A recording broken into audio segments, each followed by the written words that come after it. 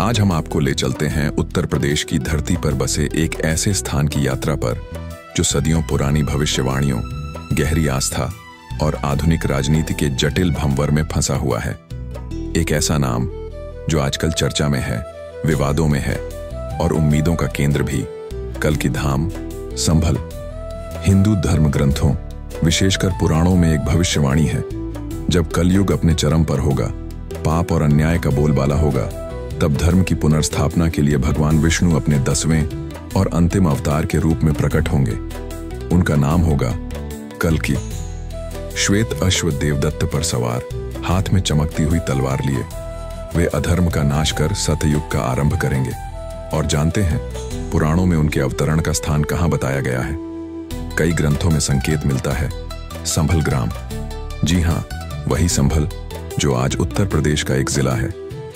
सदियों से यह भूमि उस महान उद्धारकर्ता की प्रतीक्षा में है। यह है कल्कि धाम की नींव का ऐतिहासिक और पौराणिक आधार।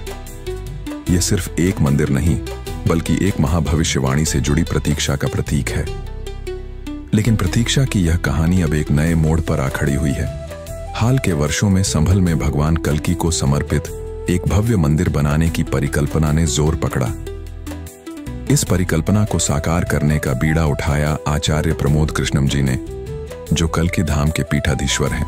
उन्होंने वर्षों तक इस स्वप्न को जिया, इसके लिए संघर्ष किया और आखिरकार वह दिन आया जब इस भव्य धाम की आधारशिला रखी जानी थी। और यहीं से शुरू होता है विवादों और आश्चर्यों का सिलसिला। फरवरी 2024 तारीख गवाह बनी एक ऐसे आयोजन की जिसने राजनीतिक और धार्मिक गलियारों में हलचल मचा दी। कल्कि धाम का शिलान्यास समारोह। और इस समारोह के मुख्य अतिथि कौन थे? भारत के प्रधानमंत्री श्री नरेंद्र मोदी। यह पल अपने आप में कई सवाल खड़े कर गया। आचार्य प्रमोद कृष्णम, जो पारंपरिक रूप से कांग्रेस पार्टी से जुड़े रहे हैं और अक्सर अपनी ही पार्टी के प्रति आलोचनात्मक रवैये के लिए जाने जाते हैं, उनके आमंत्रण पर भारतीय जनता पार्टी के शीर्ष नेता और प्रधानमंत्री का आना, यह कई लोगों के लिए चौंकाने वाला था।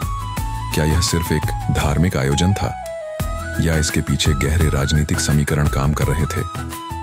एक तरफ इसे आस्था और राजनीति के संगम के रूप में देखा गया, एक ऐसा कदम जो दर्शाता है कि धार्मिक आस्था दलीय सीमाओं से परे है। प्रधानमंत्री मोदी का वहां जाना, उस भूमि पर जिसे भगवान कल्कि की अवतार भूमि माना जाता है, करोड़ों हिंदुओं की भावनाओं का सम्मान करने जैसा था। लेकिन दूसरी तरफ इसने विवादों को जन्म दिया। पहला और सबसे बड़ा विवाद, समय का सवाल। शास्त्रों के अनुसार भगवान कल्कि कलयुग के अंत में अवतरित होंगे। कलयुग अभी समाप्त नहीं हुआ है, तो क्या उनके अवतरित होने से पहले ही उनके नाम पर भव्य मंदिर का निर्माण उचित है? कुछ धर्मगुरुओं और परंपरावादियों ने इस पर आपत्ति जताई। उनका मानना था कि यह एक तरह से भविष्यवाणी को जल्दबाजी में पूरा करने जैसा है, जो शायद शास्त्रों की मूल भावना के अनुरूप न हो।